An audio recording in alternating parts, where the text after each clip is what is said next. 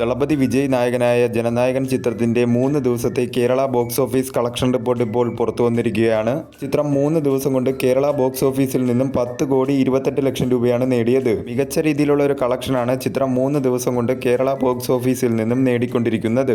ചിത്രത്തിന് ഒരു negative plus mixed ആയിട്ടുള്ള റെസ്പോൺസാണ് കേരള ബോക്സ് ഓഫീസിൽ നിന്നും നേടിയെടുക്കാൻ സാധിച്ചത്.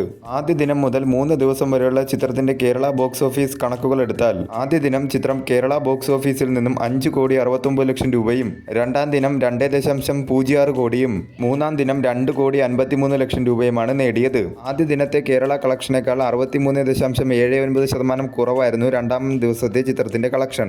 രണ്ടാം ദിവസത്തെ കളക്ഷനേക്കാൾ 22.81% കൂടുതലാണ് മൂന്നാം ദിവസത്തെ ചിത്രത്തിന്റെ കളക്ഷൻ. 8 കോടിയാണ് ചിത്രത്തിന്റെ കേരള ബ്രേക്ക് ഇവൻ വാല്യൂ. അതിന്റെ 57.87% ചിത്രം തിയേറ്ററിക്കൽ റിക്കവറി 3 ദിവസം കൊണ്ട് നേടിക്കഴിഞ്ഞിരിക്കുകയാണ്.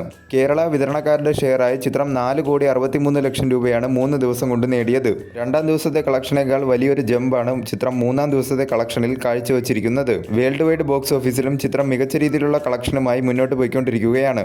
വരും ദിവസങ്ങളിലും ചിത്രത്തിൽ നിന്നും മികച്ച രീതിയിലുള്ള കളക്ഷൻ തന്നെ പ്രതീക്ഷിക്കാവുന്നതാണ്.